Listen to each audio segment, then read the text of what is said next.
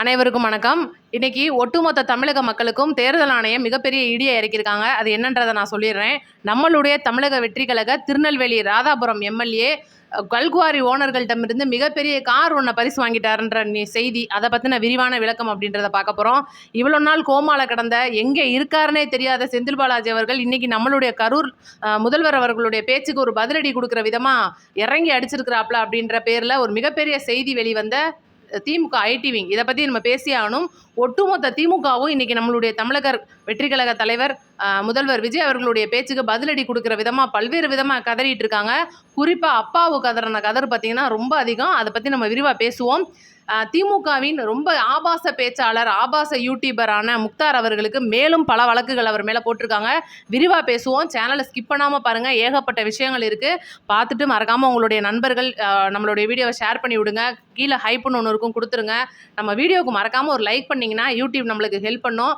இப்போ உங்களுடைய கருத்துக்களையும் கமெண்ட்டில் சொல்லிடுங்க. இப்போ பார்த்தீங்கன்னா நம்மளுடைய முதல்வர் அவர்கள் இன்னைக்கு கரூரை பொறுத்த வரைக்கும் எந்த அளவுக்கு பேசியிருக்காரு. இன்னைக்கு கரூரில் நடந்த சம்பவத்தை கரூர்லேயே வச்சு நம்மளுக்கு புரிய வச்சிருக்காரு அப்படின்னு சொல்லணும். நம்மளுக்கு தெரியாத விஷயங்கள், காவல்துறை அறிவுறுத்தாத விஷயங்கள், ஏகப்பட்ட விஷயங்கள் இன்னைக்கு பேசியிருக்காரு. திமுகவை வச்சு செஞ்சிருக்காருன்னு சொல்லணும். சட்டசபையில் ஏற்கனவே அவங்கள ஓட விட்டது, இன்னொரு தடவை நம்ம சட்டசபையில் பேசணும்னா கதவெல்லாம் அடைச்சி வச்சுட்டு தான் பேசணுமேன்னு சொல்லிட்டு ஏகப்பட்ட விஷயங்களை இதுக்கு முன்னாடி நான் தெளிவாக பேசி முடிச்சாச்சு. இப்போ முக்கியமான விஷயத்துக்கு நம்ம வரணும் அப்படின்னா செந்தில் பாலாஜியை பற்றி பேசி ஆகணும். கரூரில் பல நிறுவனங்களுடைய ஒருத்தராக இருக்கிறாரு. அவர்களோட அந்த நிறுவனத்தோட ஒரு தொழிலதிபராக இருக்கிற அந்த செந்தில் பாலாஜி மேலே எவ்வளவோ வழக்குகள் இன்னைக்கு போடப்பட்டிருக்கு. இன்னும் 2 நாளில் அவருடைய ஜாமீன் ரத்தாயிரும் அப்படின்ற ஒரு தகவல். என்னன்னா, அந்த காவல்துறை அதிகாரிகள் அந்த 9 பேரை காவல் எடுத்து வச்ச விசாரணையில் செந்தில் பாலாஜி அவர்கள் மேலே குற்றச்சாட்டு அப்படின்றத கண்டுபிடிச்சிருக்காங்க. செந்தில் பாலாஜிக்கு இவங்க நேரடியாக பேசினது, ஃபோன் காலில் பேசினது, அனைத்து ஆதாரங்களும் காவல்துறையோட கையில் கிடைச்சிருச்சு. எல்லாரும் கேட்ட கேள்வி, செந்தில் பாலாஜி மேலே இவ்வளோ ஆதாரம் இருந்தும் எஃப்ஐஆர் போடான்ற காரணத்துக்காக வெளியே விட்டுட்டாங்களேன்ற வருத்தத்தோடு இருப்பீங்க. ஒருவேளை எஃப்ஐஆர் போட்டிருந்து உள்ள தள்ளியிருந்தா கூட அவர் முன்ஜாமீன் வாங்கிட்டு வெளியில் வந்திருப்பார், அனிதா ராதாகிருஷ்ணன் மாதிரி. ஆனால் இன்னைக்கு ஒட்டுமொத்த அந்த 9 பேருக்கும் கிட்டக்கிற எடுத்துருக்கிற அந்த ஆதாரத்தின் அடிப்படையில் காவல்துறையினர் நீதிபதி முன்னாடி அதை கொடுத்தாங்கன்னா உடனடியாக ஜாமீனை ரத்து பண்ணிடுவார் முதல்வர். ஆனால் இன்னைக்கு பார்த்தீங்கன்னா நம்மளுடைய முதல்வர் அவர்களுடைய பேச்சுக்கு யார் மூலியமாக நடந்துச்சுன்னு தெளிவாக சொன்னதுக்கப்புறமும் நான் பதிலடி கொடுப்பேன்ற பேரில் செந்தில் பாலாஜி பதிலடி அப்படின்ற ஒரு பேரில் திமுக சார்பில் கொடுத்துருக்காரு. அதில் என்ன சொல்ல வர்றாருன்னா, நாங்கள் உதவியவர்கள் தான், நீங்கள்லாம் ஓடியவர்கள், நீங்கள் ஏன் ஓடி போனீங்க, உங்களுக்கு சொல்லியும் நீங்கள் ஏன் கேட்கல அப்படின்னு சொல்லிட்டு உருட்டுகள், பழைய உருட்டுகள். சிபிஐயில் என்ன உருட்டினாரோ அதே உருட்டை தான் இங்கேயும் உருட்டியிருக்காரு. இவர் எங்கே இருக்காருன்னே தெரியல. இன்னைக்கு முன்ஜாமீன் கொடுத்துருந்தும் கூட காவல் நிலையத்துக்கு சைன் போட வராதவர் இன்னைக்கு பதிலடி கொடுக்குற விதமாக கரூர் மக்களோட நான் ஒரு எம்எல்ஏவாக இருக்கிறேன்ற அடிப்படையில், அது கோயம்புத்தூர் தெற்கு தொகுதியோட எம்எல்ஏன்ற பேரில் நான் பதிலடி கொடுத்துருக்கேன்னு சொல்லியிருக்காரு. அவரை தொடர்ந்து பார்த்தீங்கன்னா அப்பாவு அவர்கள் இன்னைக்கு நம்மளுடைய முதல்வர் கொளத்தூரில் பேசின 5 நிமிட பேச்சுக்கு மக்கள் கொத்து புரோட்டா போட்டாங்கன்னு சொல்லியிருப்பார்ல, அதுக்கு அப்பாவை என்ன சொல்லியிருக்காரு, 127 இடங்களில் முதல்வர் கொத்துடுப்பா, அதாவது அவங்களுடைய முதல்வரான ஸ்டாலின், அப்போதைய முன்னாள் முதல்வர் ஸ்டாலின் அவர்கள் கொத்து புரோட்டா போட்டாராம். அது என்ன விஷயன்றதை நான் சொல்லிடுறேன். தமிழக வெற்றி கழகம் 108 இடங்களை ஜெயிச்சிச்சு.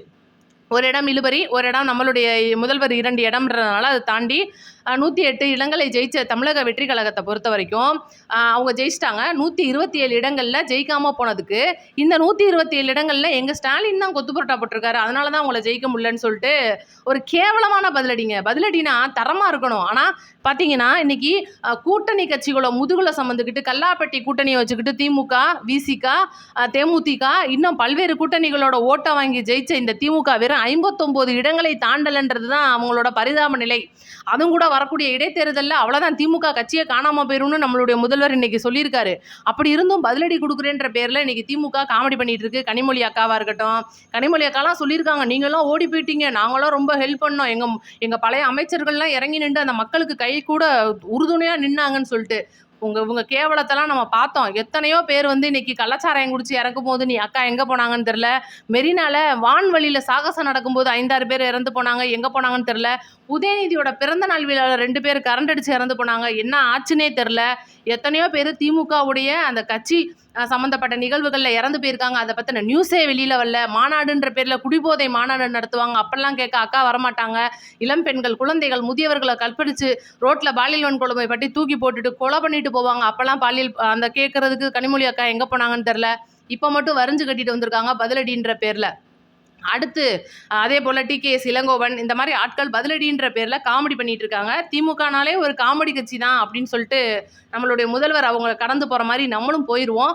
இன்னைக்கு ராதாபுரம் எம்எல்ஏ திருநெல்வேலி அப்பாவுவை எதிர்த்து ஜெயிச்ச 66,000 வாக்குகளுக்கு மேற்பட்டு ஜெயிச்ச அந்த ராதாபுரம் எம்எல்ஏ வேலை சதீஷ், அவர் பேர் வந்து சதீஷ், அவர் மேலே வந்து சதீஷ் கிறிஸ்டோபர், அவர் மேலே மிகப்பெரிய ஒரு குற்றச்சாட்டு. கல்குவாரி ஊழியர்கள் அந்த ஓனர்களிடம் மிகப்பெரிய கார் ஒன்று பரிசு வாங்கிட்டாரு, நல்ல பெரிய பல்கான கார் வாங்கியிருக்காருன்னு சொல்லிட்டு இன்னைக்கு அவர் வந்து அவங்களுக்குலாம் வந்து செருப்படி கொடுக்குற விதமாக அவர் பதிலடி கொடுத்துருக்காரு. 6-7 வருஷத்துக்கு முன்னாடி எங்கள் அப்பா பேரில் வாங்கின காருடா அது, இப்படி கண்டமேனிக்க வந்து இப்படி வச்சு உட்காந்துக்கிட்டு தமிழக வெற்றி கழக பேரை கெடுக்கலான்னு பார்க்குறீங்களா, அந்த திமுக காரங்களே இப்படி தான் இருப்பீங்களான்னு சொல்லிட்டு பதிலடி பக்காவாக கொடுத்துருக்காரு.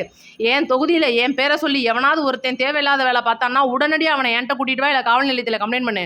அதை விட்டுப்புட்டு நான் அதை வாங்கினேன் இதை வாங்கினேன் ஆணியை பிடுங்கினேன்ற மாதிரியெல்லாம் நீ பேசிக்கிட்டு இருந்தேன்னா நேரடியாக நான் வேறு மாதிரி ஆக்ஷன் எடுத்துருவேன்னு சொல்லிட்டு ஒரு அறிக்கையே கொடுத்துருக்குறாப்புல. உண்மையில் தில்லுனே அப்படின்னு சொல்லணும். அடுத்து முக்தாருக்கு வருவோம். நம்ம அலிஷா அப்துல்லா அண்ணாமலை மேட்டரில் அந்த குழந்தைங்க இரட்டை குழந்தை பிஞ்சு குழந்தைகளை கொச்சப்படுத்தி பேசின அந்த ஆபாச யூடியூபர் இருக்கார்ல, அவரும் திருச்சி சூர்யாவும் கைது பண்ணாங்கல்ல. இதில் பார்த்தீங்கன்னா ஏகப்பட்ட வழக்குகள் இதுக்கு முன்னாடி முக்தார் மேலே நம்ம பதில் சொல்லியிருப்போம். என்னன்னா மகளிர் அணி சார்பில் தாவேக்காலேருந்து நிறையா போட்டிருக்காங்க. ஒட்டுமொத்த பெண்களே வந்து கொச்சையாக பேசுகிற இந்த ஆபாச யூடியூபரான அதாவது முக்தாரை இழுத்து மூடணும் அவர் கம்பெனின்னு சொல்லிட்டு நிறையா நம்ம பேசியிருக்கோம், பதிலடியும் கொடுத்துருக்கோம். இவர் மேலே அந்த போடப்பட்ட வழக்கு குண்டர் சட்டத்துக்கு திமுக பாடு பயங்கரமாக எதிர்த்தாங்க. இன்னமும் கூட அவர் மேலே குண்டாஸ் வந்து ரிலீஸ் ஆகலை. ஆனால் பார்த்தீங்கன்னா இன்னைக்கு மறுபடியும் 2 வழக்குகள் பதிவாயிருக்கு. என்ன வழக்குகள்? பெண்களை இழிவுபடுத்தி பேசுதல் வழக்கில் இதுக்கு முன்னாடி பழைய வீடியோக்கள் அவர் பேசியிருந்தது, சீமான் சம்மந்தப்பட்டது, நாம் தமிழர்கள் போட்டது, எல்லா வழக்கையும் சேர்த்து இன்னைக்கு மேற்கொண்டு 2 வழக்குகள். மவனை நீ வெளியிலே வர முடியாது அப்படின்னு சொல்லணும், அந்த மாதிரி வழக்குகள். அடுத்து முக்கியமாக ஒரு விஷயத்தை நான் சொல்லி ஆகணும். தேர்தல் ஆணையம் கொடுத்த மிகப்பெரிய ஒரு ட்விஸ்ட்டு, 31ஆம் தேதி ஜூலை 31ஆம் தேதி வரைக்கும் தமிழகத்தில் இடைத்தேர்தலை அறிவிக்கக்கூடாதுன்னு தடை போட்டிருக்கு. எதுக்கு அப்படின்றதையும் நான் சொல்லிடுறேன். திருச்சி கிழக்கு உட்பட நம்மளுடைய முதல்வர் ஜெயிச்ச திருச்சி கிழக்கு உட்பட வரக்கூடிய இடைத்தேர்தல் 7 தொகுதிகளுக்கு இடைத்தேர்தல் வருது, இந்த அதிமுக காரங்க ராஜினாமா பண்ணதெல்லாம். ஆனால் என்னன்னா இப்போ மக்கள் தொகை கணக்கெடுப்பு போயிட்டு இருக்கு, அது போக குதிரைப்பேர பஞ்சாயத்து வேற ஓடிக்கிட்டு இருக்கு, என்ன ஏதுன்னு ஆளுநர் வேற விசாரிச்சுக்கிட்டு இருக்கிறாப்புல. இதுக்கு நல்ல முடிவு கிடைக்கிற வரைக்கும் தமிழகத்தில் தேர்தல் வந்து அறிவிக்கக்கூடாது இடைத்தேர்தல்னு சொல்லிட்டு இப்போ நம்மளுடைய முதல்வர் அவர்கள் மிக தெளிவாக பேசிட்டு வந்திருக்காரு. எதுக்காக? வரக்கூடிய இடைத்தேர்தலில் திமுகவை அடிச்சு விரட்டணும்னு பேசியிருக்காரு. ஆனால் பார்த்தீங்கன்னா கொஞ்ச நேரத்தில் இடைத்தேர்தலே ரத்து பண்ணியிருக்கு தேர்தல் ஆணையம். எங்கேருந்து எங்கே வருது பார்த்தீங்களா? இதெல்லாம் முடிச்சு போட்டு நம்ம தான் பேசி தீர்த்துக்கணும். அந்த அளவுக்கு மத்திய அரசும் இன்னைக்கு திமுகவோட இணக்கமாக தான் இருந்துட்டு இருக்கு. இது வெளிப்படையாக தெரியாட்டினாலும், அதாவது ஒத்துக்க முடியாட்டினாலும் இதுதான் நெசம்னு சொல்லுவாங்க பார்த்தீங்களா, அந்த மாதிரியான சம்பவங்கள் தான் இது. இவ்வளோ பெரிய விஷயங்கள் இன்னைக்கு நடந்துகிட்டு இருக்கு. இதெல்லாம் தாண்டி நம்மளுடைய தமிழக வெற்றி கழக தொண்டர்களுக்கும் அதாவது விஜய் அவர்களுடைய ரசிகர்களுக்கும் மிகப்பெரிய நல்ல செய்தியாக ஜனநாயகன் படம் ஏ சான்றிதழோட வெளியில் வரப்போகுதுங்க. அந்தான்னு சொல்லிட்டு, ஏன்னா ஏ சான்றிதழ்லாம் வாங்க மாட்டாங்க ஒரு சில பேர். ஏன் அப்படின்னு கேட்டிங்கன்னா அந்த திரைப்படத்துறைக்கு வரக்கூடிய மானியம் அப்படின்றது கெட்டு போகும். யூஏ வாங்கினா கூட பாதி மானியம் வரும், யூ வாங்கினா ஃபுல் மானியம் வரும், ஏ வாங்கினா மானியமே வராது. ஏன்னா ஏ காட்சிகளை பொறுத்த வரைக்கும் அதிக ரத்தம் தெரிக்கிற காட்சிகள் இருக்கிறனால ஏ சான்றிதழ் தான் கொடுப்பாங்க. நம்மளுடைய முதல்வர் அவர்களுக்கு இது 2வது ஏ படம். ஏன்னா இது வந்து பகவதியில் முதல் படமாக ஏ கொடுத்தாங்க. அடுத்து பார்த்தீங்கன்னா இந்த படத்துக்கு கொடுத்துருக்காங்க. என்ன ஏதுன்னு தெரில, பீஸ்டா தாண்டியா இதெல்லாம் ரத்தம் தெரிக்கிற மாதிரி இருக்க போகுது அப்படின்னு கேட்கலாம். ஆனால் வந்து பார்த்தீங்கன்னா சென்சார் போர்டு வேறு வழி இல்லாமல் இதை கொடுத்துருக்காங்கன்னு சொல்கிறாங்க. ரைட்டு, ஒரு வழியாக படம் 24ஆம் தேதியான வெள்ளிக்கிழமை வரதா இருக்குது அப்படின்றது ஒரு மிகப்பெரிய தகவல். புக்கிங் பற்றின விஷயம், அதாவது எப்போ புக்கிங் தொடங்குறாங்க என்னன்றதை நான் அடுத்தடுத்த வீடியோக்களில் தெளிவாக சொல்லிடுவேன். அவங்க ஓகே பண்ணோன்னே மறக்காமல் நீங்கள்லாம் புக் பண்ணிடுங்க. ஏன்னா ஏற்கனவே ஒரு தடவை நாங்கள்லாம் முதல் நாள் அந்த ஷோவுக்கு புக் பண்ணி அது வந்து கேன்சல் ஆகி படு பிரச்சனை ஆகிப்போச்சு. இந்த தடவை வந்து அதுக்கு வாய்ப்பே கிடையாது. 24ஆம் தேதி பண்டிகையை கொண்டாடுங்களே அப்படின்னு சொல்லலாம். நம்மளுடைய முதல்வர் அவர்களோட படம் வந்து தெரிக்க விட போகுது. அடுத்து நம்மளுடைய அடுத்தடுத்த வீடியோக்களுக்கு நம்மளுடைய நோட்டிஃபிகேஷன் பட்டன் ஆன் பண்ணி வைங்க, அப்போ தான் அடுத்தடுத்த வீடியோ வரும். நிறைய பேர் நோட்டிஃபிகேஷன் வரலக்கான்னு சொல்லி கமெண்ட்ல சொல்லியிருக்கீங்க. ஒரு அந்த பல் பட்டன் பார்த்தீங்களா, அது வந்து ஒரு தடவை எடுத்து விட்டுட்டு திருப்பி கொடுத்து ஆல் அப்படின்றத கொடுத்துருங்க, நோட்டிஃபிகேஷன் உடனே கிடச்சிரும். நம்மளுடைய வீடியோவை சப்ஸ்கிரைப் பண்ணிக்கோங்க, 4 பேருக்கு ஷேர் பண்ணி விடுங்க. நன்றி, வணக்கம். அடுத்த வீடியோவில் சந்திப்போம்.